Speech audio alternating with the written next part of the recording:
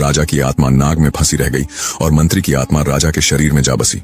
मंत्री, जो अब राजा के रूप में था, जोर जोर से ठहाके मारकर हंसने लगा।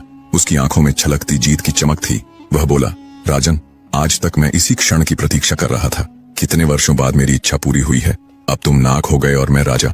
अब तुम नागलोक में जाकर वहीं के सुख भोगो और मैं इस महल और साम्राज्य का सुख भोगूंगा।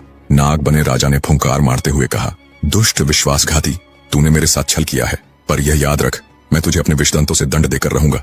तू चाहे जहां भाग जा, मैं तुझे खोज निकालूंगा और अपना राजपद वापस लूंगा। राजा की इस गरज को सुनकर शीशपाल, जो अब राजा के शरीर में था, तलवार लहराकर चिल्लाया, आगे मत बढ़ना।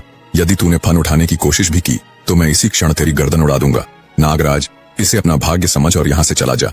मैं तुझे जीवन दान दे रहा हूँ। नाग के रूप में राजा की आंखों में असहाय क्रोध जल रहा था। उसने अपना फन जोर जोर से जमीन पर पटका। जंगल गूंज उठा और दूसरी ओर शीशपाल राजा की आवाज में हंसता रहा।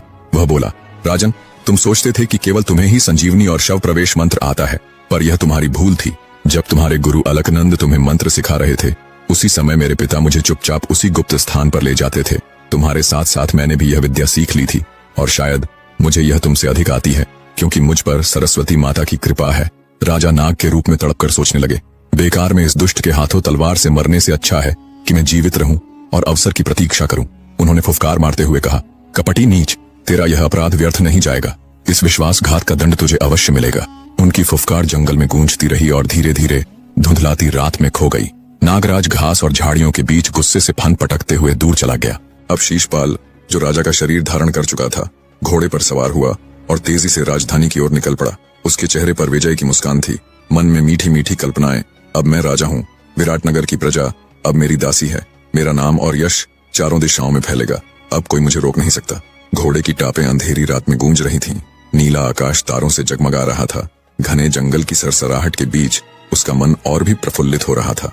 धीरे धीरे वह राजधानी पहुंचा। दरवाजों पर पहरेदारों ने उसे देखा और तुरही बजाई। प्रजा का स्वागत हुआ, लेकिन शीशपाल ने हाथ उठाकर सबको रोक दिया और भारी मन का नाटक करते हुए बोला, आज दुख का दिन है।